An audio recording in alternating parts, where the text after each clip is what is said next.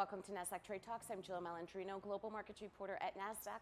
Joining us at the MarketSite studio in Times Square, New York City, we have Naim, founder and CEO of Fennel, to discuss how investors can best navigate the ESG landscape to make informed decisions. Daniel, it's great to have you with us. Welcome to Trade Talks. Thanks for having me here. And we've seen a surge of interest and disinterest in ESG. What do you think is driving this trend, and how can investors make those informed decisions? Yeah, so I think the biggest thing to consider here is that there's been over $2.5 trillion that's gone into ESG investments since the end of 2022. And obviously when that happens, it's going to turn a lot of heads. A lot of people are going to have a lot of opinions about that.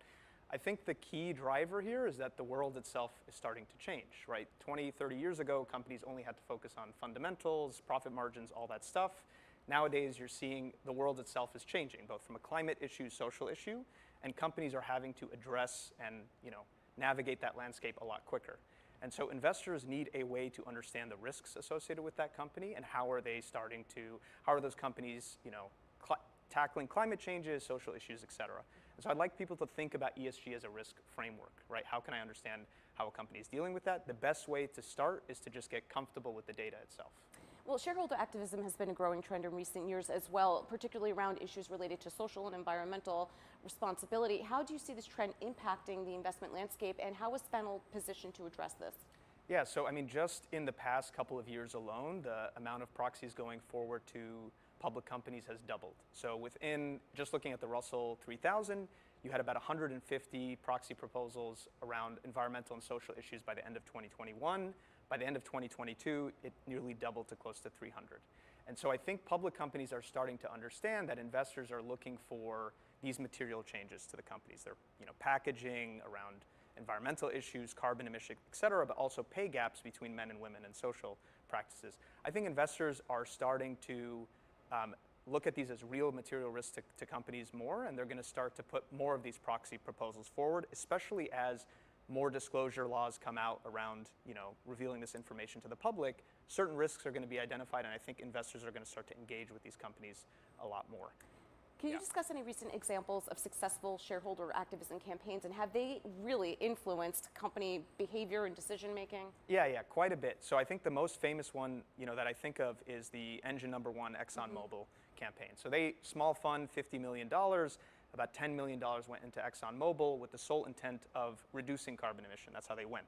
And their whole strategy there was, look, we think other competitors to Exxon are investing in earlier forms of renewables earlier in the cycle, and so we want Exxon to do the same thing. And so they essentially replaced 3 of the 12 board seats of ExxonMobil with the sole intent of reducing carbon emission, and they've been focused on that for the past 2 years, putting out reports, et cetera. I think that's been a real material change, getting one of the largest carbon emitters, people at the top thinking about that. Another example I like to think about, Jack in the Box recently also had one about renewables, recyclables. The board said, no, we recommend you vote against this. About 95% of the investors stood up and said, we think you should start to really consider renewables in your packaging. And so this trend is very early. Environmental social governance changes within companies is a recent trend in the proxy space, but I think you're starting to see real material change. Well, you'd mentioned before that there's $2.5 trillion that's earmarked against this. And of course, there's the issue of greenwashing. Yes. There are a lot of nice communications that come out of companies, but are they actually quantifying it? What are your thoughts on how people are supposed to navigate this information when it really is unregulated? The quantifying it is very arbitrary. I mean, how do you score this across the board? Yeah, no, that's a great question. We've thought a lot about this at Fennel. The number one principle we show at Fennel is look, use the scores. We know that there's an inherent bias, right? Just for those of you that want to understand more, when you determine a score, there's things like materiality. Within a specific sector, does carbon emission matter more or less, right? And you could do this on hundreds of different issues. You create a ranking, you create a score. The way that people do that can be, a little bit subjective. At Fennel, our ethos is look at the underlying data. So we don't want to just show scores to our customers. That can be a general direction of, look here, this is kind of the general policies, but look at the underlying data. As an investor, it's your responsibility to do the due diligence to look at the second layer.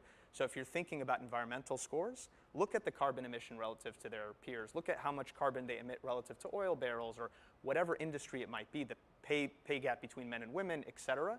You should look at that underlying data because those are things that are disclosed in SEC documents that the company has to disclose. And our hope is over time, more of these disclosures become mandated. Let's switch gears and talk about retail investor and the movement that we've seen, particularly coming through the pandemic. There's been a lot of conversation in the retail investing community around payment for order flow, dark pools, and some of them have made their way to the SEC. What are your thoughts around that? Yeah, so at Fennel, we've thought quite a lot about that. Our ethos is that we're trying to create a company in which we can align 100% with our clients, right? And so there's a couple practices. We're not here to debate whether payment for order flow is good or bad, right? What we're here to do is we think there, to your point, there are changes that are coming, and we think within the past 5 to 10 years, the market itself has changed dramatically, both in the number of retail investors entering the market, but also the way that they engage with the market with all of these new mobile applications.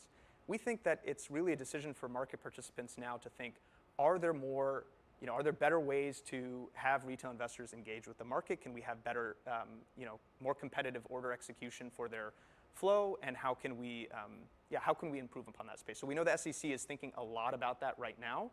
We're trying to position ourselves for the future so that we can allow clients to, have full transparency where their order flow is being routed, have control over that as well. And then, on the point of securities lending, that's another practice that we don't focus 100% on. We don't lend out the securities of our customers.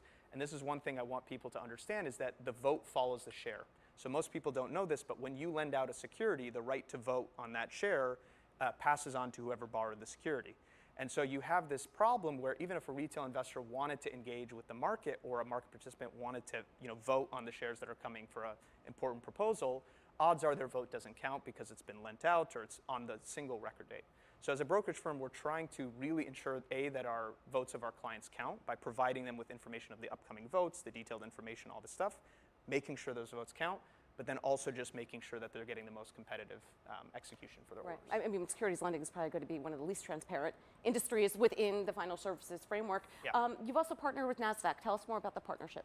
Yeah, so we partnered with NASDAQ for unprecedented data. We're also executing through NASDAQ. We think that NASDAQ has traditionally been a leader in the technology space and innovation space, and we know that recently you guys have gone full into ESG as well. And so it just made sense from a partnership perspective that how can we leverage your guys' data? How can we leverage your guys' connection to these public companies to communicate more efficiently between retail investors and public companies? All right. Well, Daniel, we appreciate the partnership. Thanks for joining us on Trade Talks. Thank you so much. And thanks for joining me. I'm Jill Malandrino, Global Markets Reporter at NASDAQ.